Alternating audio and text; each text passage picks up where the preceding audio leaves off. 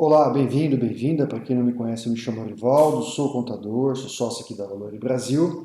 Esse é o canal onde eu falo sobre o mercado de renda variável, especificamente o mercado de ações.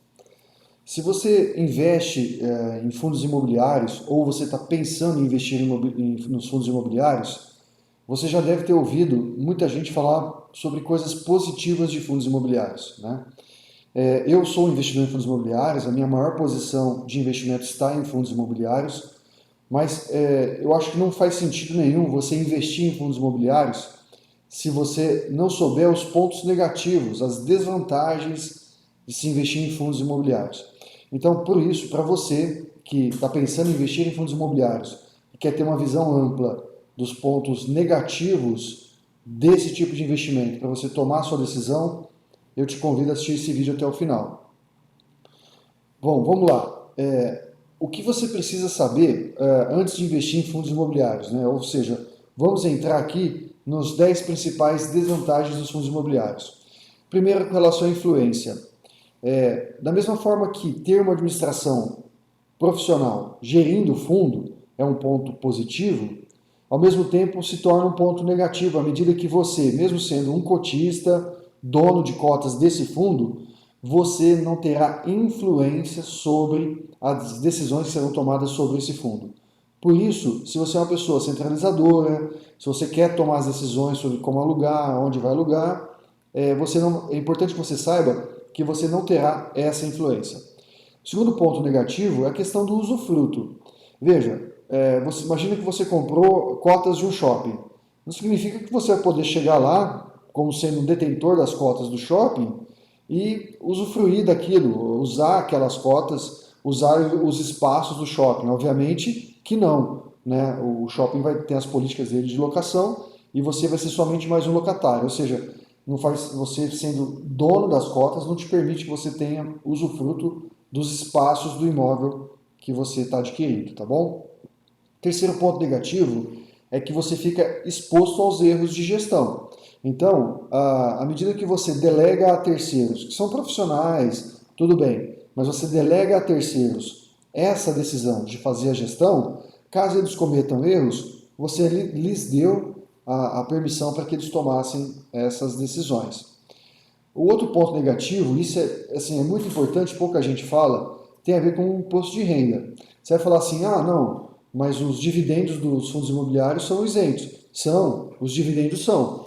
Só que é o seguinte, quando você vende, por algum motivo você aplicou em fundos imobiliários, por algum motivo esse fundo imobiliário aumentou a sua cota, o valor da sua cota, e você vendeu, quando você tiver essa venda e você tiver lucro, você vai ter que pagar um imposto de 20% sobre esse ganho, enquanto lá nas ações são 15%. Então, os fundos imobiliários, o ganho sobre as vendas, ele é tributado a uma alíquota maior.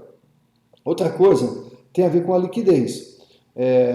Imagine que você comprou um fundo que não tenha lá grande movimentação, né? Então, é importante que você saiba, quando você está comprando um determinado fundo imobiliário, qual é o volume diário de transações daquele fundo. Você pode estar comprando um fundo que tem um belíssimo histórico de rendimentos.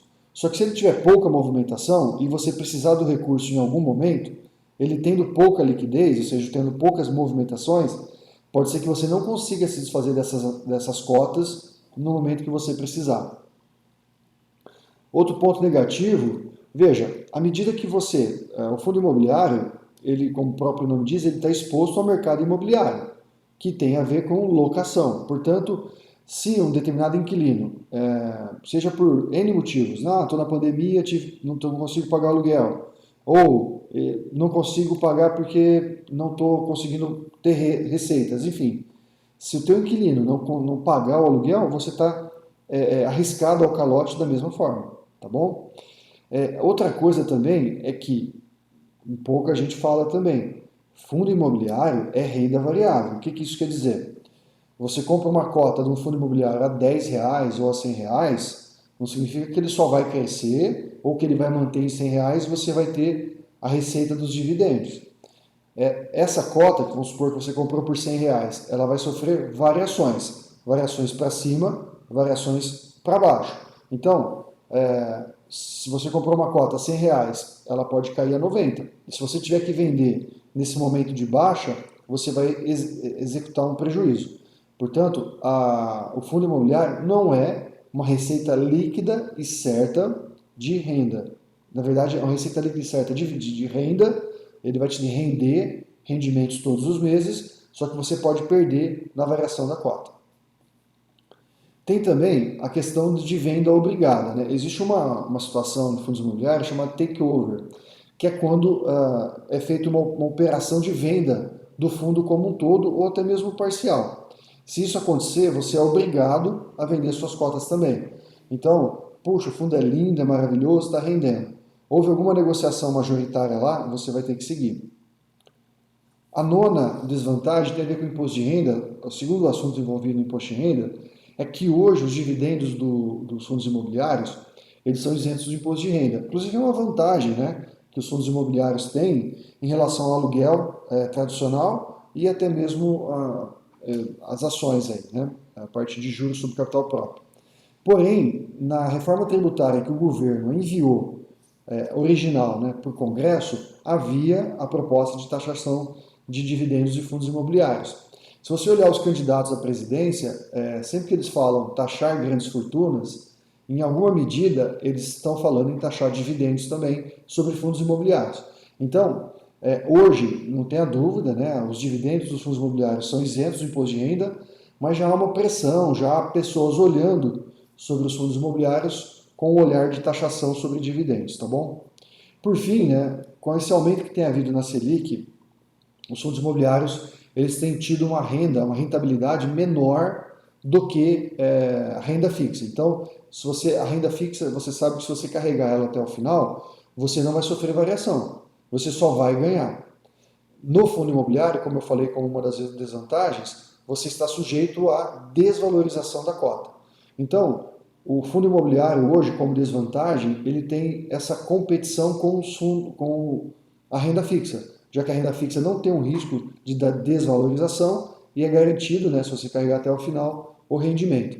Então, hoje, nesse momento, com uma taxa de Selic alta, a renda fixa acaba sendo uma desvantagem para o fundo imobiliário.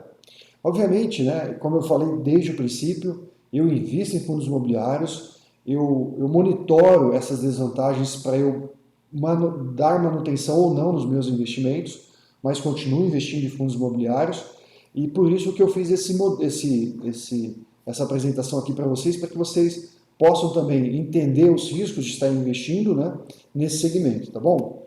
Por isso, por hoje é só. Eu espero que esse vídeo de desvantagens seja importante para você nas suas estratégias de investimento e te convido a se inscrever no meu canal e comentar aí se você investe em fundos imobiliários e se você enxerga também algum outro tipo de risco que eu não tenha mencionado aqui, tá bom? Um abraço, até mais.